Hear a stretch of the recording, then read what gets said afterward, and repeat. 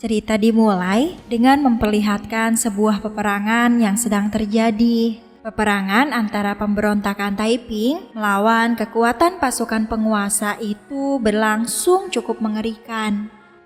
Singkat cerita, setelah berakhirnya peperangan di hari itu, terlihat seorang jenderal yang bernama Pang Qiyun berhasil selamat. Dia adalah satu-satunya orang yang selamat dari pihak pemerintahan Qing dengan cara berpura-pura mati di bawah tumpukan prajuritnya sendiri.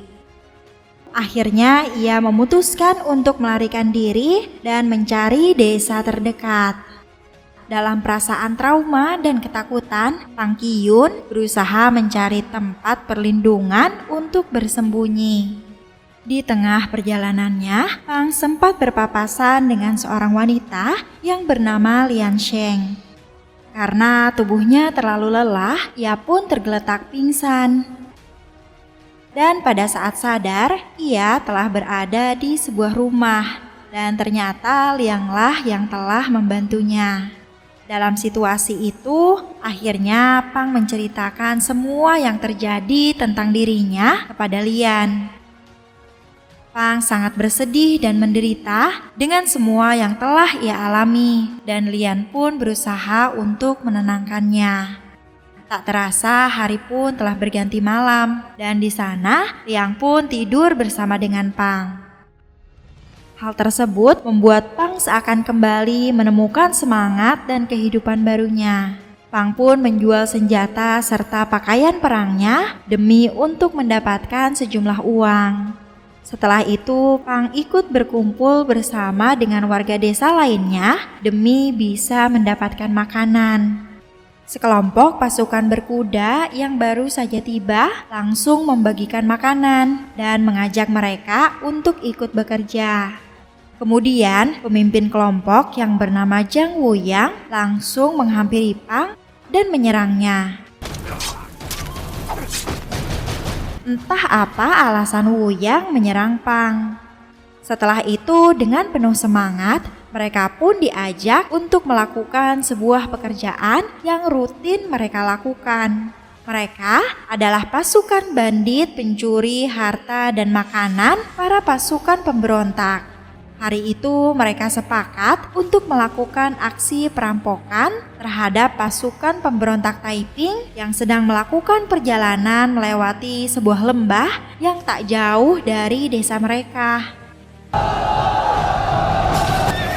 Dengan arahan Zhao sebagai pemimpin pasukan, para bandit itu langsung menyerbu rombongan pasukan pemberontak di lembah itu. Dalam aksi pertarungan itu, semua pihak mengeluarkan kemampuan mereka masing-masing. Zhang dan Zhao sangat terampil melumpuhkan para pemberontak itu. Hingga pada saat-saat terakhir, Pang juga ikut turun tangan menyelamatkan Zhao yang sedang dalam bahaya. Akhirnya, Pang Qiyun berhasil membunuh pemimpin pasukan pemberontak itu dengan tangannya sendiri. Dan hal itu membuat semua pasukan bandit merasa kagum dengan apa yang telah ia lakukan. Setelah memenangkan pertempuran itu, mereka semua pun langsung membawa hasil jarahan mereka kembali ke desa mereka. Semua penduduk pun menyambut kedatangan mereka dengan penuh sukacita. Pang Qiyun sempat tercengang saat melihat Lian juga berada di desa itu. Dan yang lebih mengejutkan lagi, ternyata Lian merupakan istri dari Zhao, yang juga merupakan kakak kandung dari Jiang. Di malam itu, untuk menghormati rekan-rekan mereka yang gugur, Zhao dan para penduduk desa yang lain mengadakan sebuah pesta. Setelah itu, Zhao dan Pang duduk bersama. Dan di sana, Pang mulai menceritakan kehidupannya saat ia masih menjadi seorang jenderal perang.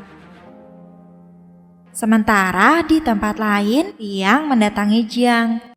Dan di sana, Jiang memberikan sebuah kalung. Secara diam-diam, Pang Qiyun dan Lian lalu menyempatkan diri untuk bertemu di sebuah tempat tersembunyi. Di sana, Pang menanyakan apakah yang terjadi dengan mereka di malam itu adalah kenyataan, karena sepertinya Pang telah jatuh cinta kepada Lian. Di waktu yang bersamaan, tiba-tiba terdengar suara gaduh ratusan orang yang ternyata mereka adalah pasukan Kui. Di malam itu, pasukan Kui datang untuk merampas makanan hasil perampokan yang ada di desa tersebut. Zai mencoba untuk melawan pasukan itu, namun usahanya dihentikan.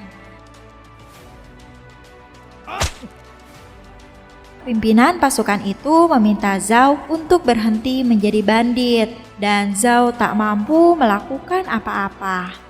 Setelah kejadian di malam itu, keesokan harinya, seluruh warga desa terlihat semakin frustasi. Mereka pasrah dan menyerah melawan kelaparan. Di saat yang sama, tiba-tiba Pang Qiyun menghampiri Zhao sebagai pemimpin tertinggi di desa itu. Ia langsung mengutarakan gagasannya, yaitu mengajak seluruh pasukan Zhao untuk mendaftarkan diri menjadi pasukan tentara pemerintahan Qing. Hal itu dilakukan agar mereka dapat bertahan dari pasukan Kui dan semua penduduk.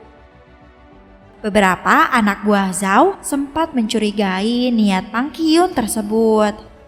Karena memang faktanya ia merupakan jenderal yang telah melarikan diri dari pemerintahan Qing. Maka untuk membuktikan kesetiaan Pang Qiyun, Jiang berinisiatif untuk melakukan ritual sumpah darah. Sebuah perjanjian untuk menjadi saudara sedarah dan bersumpah untuk tidak saling mengkhianati satu sama lain sampai mereka mati. Mereka pun melakukan sumpah tersebut. Dan kini mereka telah menjadi saudara. Keesokan harinya, Zhao dan semua pengikutnya berangkat bersama Pang Qiyun untuk menemui para pemimpin pemerintahan Qing.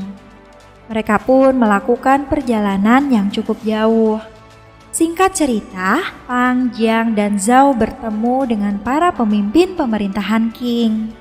Di sana Tuan Di, Tuan Jiang, serta Tuan Cenggong sempat kecewa dan mempertanyakan tentang hilangnya Jenderal Pang Qiyun setelah pertempuran di hari itu. Pang Qiyun memohon kepada mereka untuk memberikannya kesempatan, dan dalam waktu 10 hari ia berjanji akan merebut kota Su. Lalu Tuan Cenggong berjanji akan memberikan bantuan pasukan sebanyak 1.500 orang. Namun mereka tidak akan mendapatkan upah. Tanpa pikir panjang, Pang Qiyun langsung menyetujuinya. Malam harinya, Jenderal Pang terlihat berbincang dengan salah satu pimpinan pasukan yang dikirim oleh Tuan Cheng. Kemudian Pang pun keluar untuk menemui para pasukannya. Di malam itu, di depan seluruh pasukan Zhao, Jenderal Pang menyampaikan strategi perangnya. Mereka akan menyerang langsung pertahanan garis depan pasukan musuh yang kabarnya sudah dibekali dengan senapan. Mendengar strategi gila itu, seluruh pasukan Zhao sejenak terdiam. Tapi dengan gagah berani, Jiang berdiri dan menyanggupi perintah jenderal baru mereka. Dengan begitu, semua prajurit pun ikut berdiri dan mereka pun dengan semangat menyanggupi strategi Jenderal Pang. Esokan harinya, Jenderal Pang dan semua pasukannya sudah siap untuk memulai peperangan. Kemudian terlihat perwakilan dari pasukan pemberontak kota Su meminta seluruh tentara Qing untuk mundur. Namun Jenderal Pang langsung menebasnya. Dan hal itu menjadi tanda bahwa pasukan Qing tak akan mundur. Dan peperangan pun dimulai. Pasukan musuh merespons serangan itu dengan serbuan senapan api. Dengan menggunakan perisai seadanya, terlihat pasukan Jenderal Pang Qiyun sangat tertekan dan kewalahan. Termasuk Jiang yang terus berusaha mencapai garis depan. Melihat infanterinya yang sudah mulai mendekati garis pertahanan musuh, Jenderal Pang langsung menyuruh pasukan panah untuk memberikan serangan. Peperangan pun terus berlanjut dan mereka semua pun saling serang satu dengan yang lainnya. Dan mereka semua bertarung dengan brutal dan sadis. Kemudian Jenderal Pang Qiyun mulai memerintahkan seluruh pasukan kavaleri untuk maju ke medan tempur. Pihak musuh pun merespon pergerakan itu dengan serangan meriam. Lalu Jenderal Pang mulai ikut turun ke medan perang untuk ikut membantu Zhao dan pasukan lainnya. Mereka semua pun bertarung dengan sangat beringas. Dan satu persatu prajurit musuh berhasil mereka habisi. Dalam pertarungan itu, Jenderal Pang Qiyun berhasil menghancurkan pasukan meriam dari pihak musuh. Melihat hal itu, pimpinan pasukan musuh langsung memerintahkan sisa pasukannya untuk masuk ke medan peperangan. Jenderal Pang yang sempat terjatuh kembali bangkit dan melanjutkan pertempuran. Namun sayangnya, Jenderal Pang terkena hantaman tombak dari pihak musuh. Zhao dan Jiang yang melihat hal itu langsung merapat untuk menolong jenderal mereka. Hingga dalam situasi krusial itu, pasukan Jenderal Pang Qiyun yang tersisa berhasil dikepung oleh tentara musuh. Tapi dari situasi ini pula, tiba-tiba pasukan cadangan Jenderal Pang Qiyun memutuskan untuk bergerak maju dan berhasil membuat situasi menjadi terbalik. Dalam kondisi yang tak terkendali itu, tiba-tiba Jiang berinisiatif untuk memburu jenderal pemimpin tertinggi dari pihak musuh. Dan dengan kecerdikan dan keberaniannya, Jiang berhasil memenggal kepala komandan tertinggi musuh mereka. Singkat cerita, akhirnya peperangan itu berhasil dimenangkan oleh pihak pasukan pemerintahan Qing.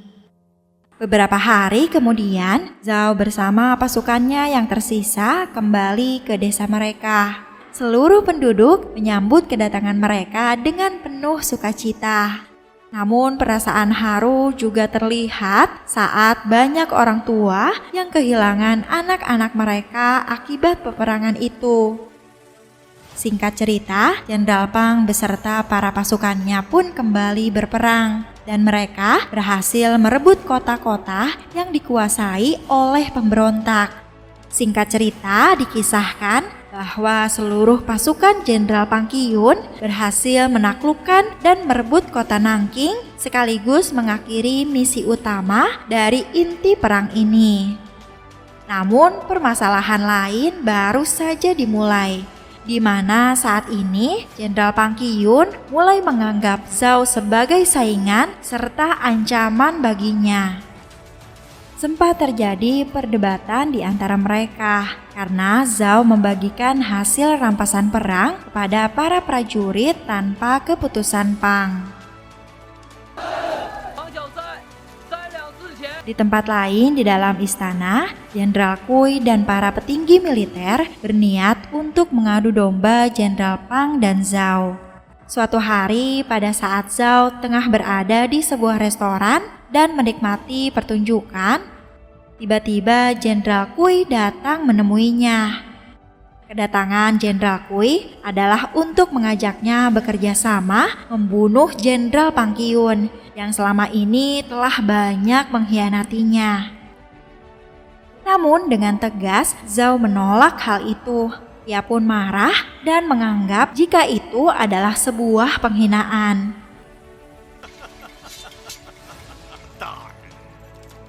Sementara itu, Jiang yang berada tak jauh dari sana melihat Lian pergi bersama dengan Jenderal Pang secara diam-diam. Setelah itu terlihat Jenderal Pang Qiyun yang datang menghadap permaisuri istana. Sesampainya di istana, Jenderal Pang dinobatkan oleh permaisuri sebagai calon gubernur provinsi Jiangsu yang berpusat di kota Nanking. Situasi ini pun menjadi kesempatan emas untuk mengadu domba Jenderal Pang Qiyun dan Jenderal Zhao. Karena saat ini Jenderal Zhao menjadi penguasa kota Suzhou. Dan karena termakan politik adu domba itu, Jenderal Pang pun berniat untuk menghabisi Zhao. Di tempat lain, Zhao yang tengah bersama dengan Lian mengatakan jika ia telah memutuskan untuk kembali ke desanya.